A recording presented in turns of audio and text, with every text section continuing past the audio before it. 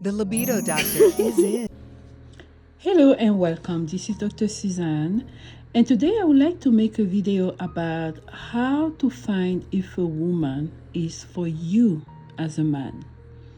This video is dedicated to my son who constantly asks me, Mommy, how will I find out if I don't date?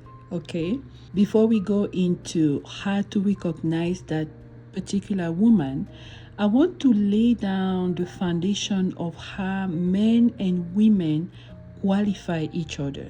For men, the visual is very important because men carry their wives, their particular love in their heart, and they have a secret code. They know when they see her.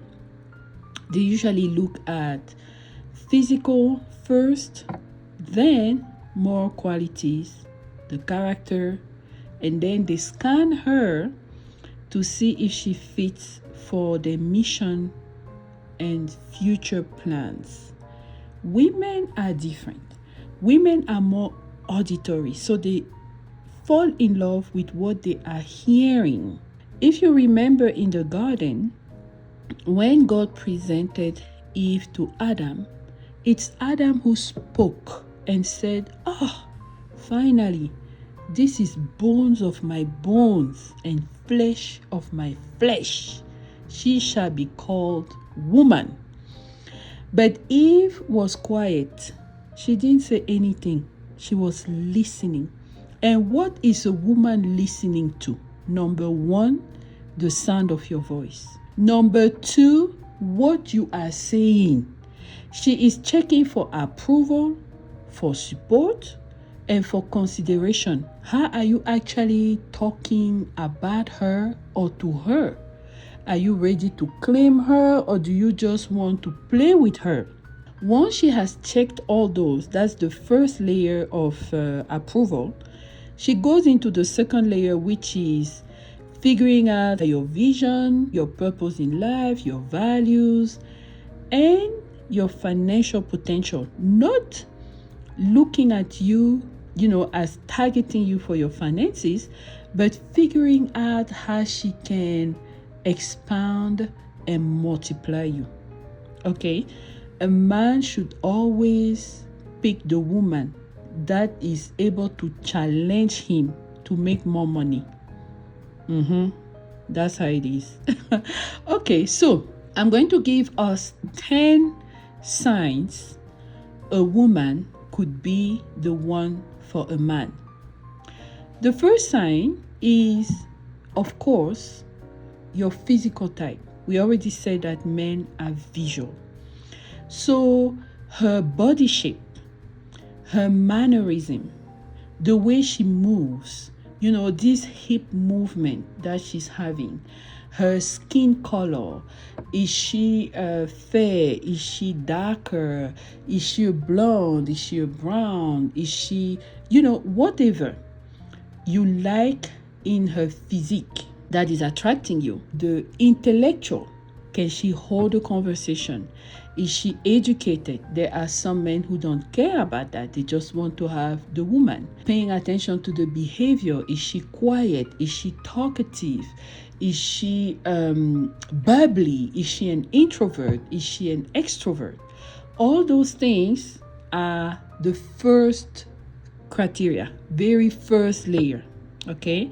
Then the second one, which is very important, and I put it second because you as a man, you have to figure out if she arouses you, if she gives you these tingling sensations where you want to be intimate with her and you feel that you're going to be ready to go. Women must also check on that, because if a man doesn't arouse you, trouble.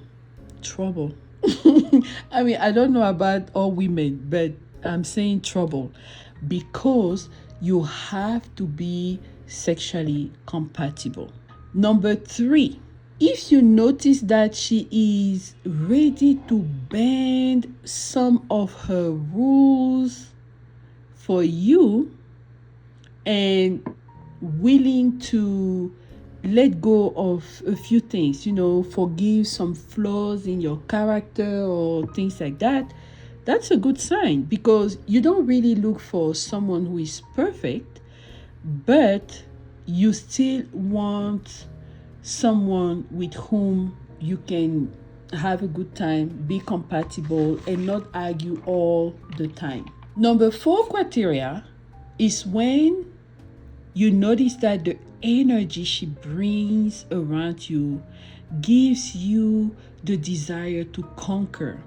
Her presence, her words, her touch, the way she looks at you creates something in your heart, not actually in your heart, in your solar plexus, in the pit of your stomach, that makes this fire come forth to give you the strength to go out there and fight and conquer. You have to pay attention to that, because if she does not produce that in you, or if she makes you feel down because of the way she talks to you, she looks at you, you should let go immediately. Don't even don't move forward further. Number 5 criteria, this one is a hidden spiritual indication that you are equally yoked. If her love quiets your heart, meaning that she brings you peace. Peace is a spirit. Love is a spirit, and they are twins. They work together. God is love, and we learned in the Bible that Jesus Christ is the Prince of Peace.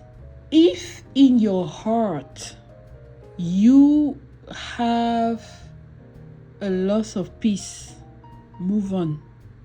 Don't try to bend this, because it's an indication of how you are yoked.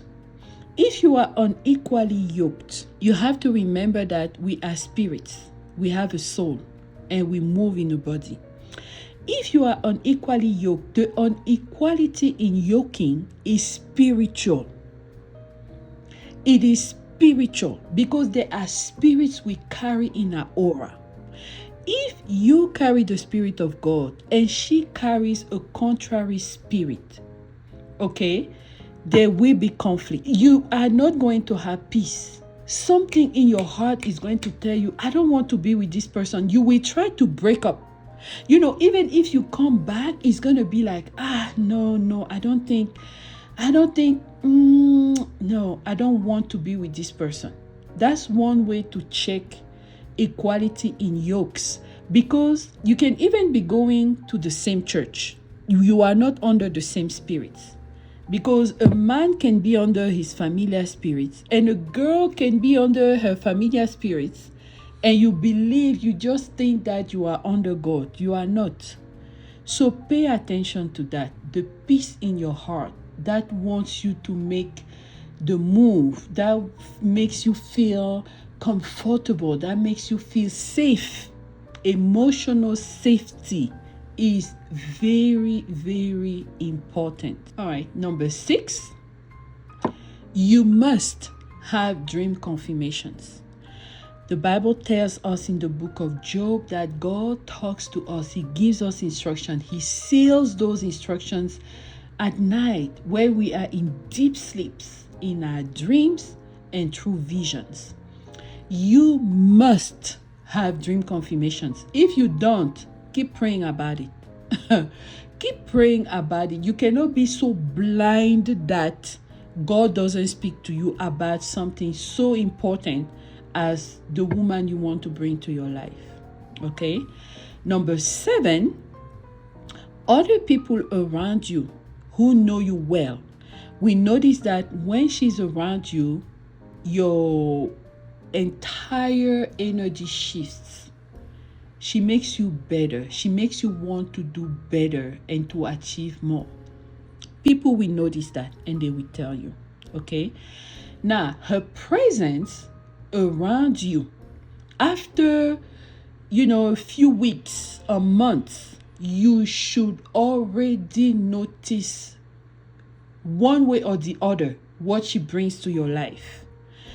She is supposed to bring you favor. Major doors will open. Connections will enter your life. You will have multiplication. Your work will expand. And you will notice financial openings. There will be an ease in flowing of the money. And her presence will also, how can I say that? We will unblock situations that were locked down for years. You will just notice that you have an ease to get something done, to get some, I don't know, maybe travel or some paperwork or a next level in your work. But you must notice something. Because when a man loves a woman and the woman loves the man, what happens is that love, I tell you, love is a spirit. That love will begin to plant and impregnate the mind, the heart, and the womb of that woman. She will begin to plant ideas and bring forth fruits for you. And you don't have to be physically, sexually involved for that to happen. Having a baby is not the only seed a woman brings forth. But when you are in the stage of figuring out who she is to you, even an idea or something you said, she will take it to the next level. And you will see fruits at this early stage. I'm telling you, within months, you will begin to notice that things are moving in your life. You have to pay extreme attention to that.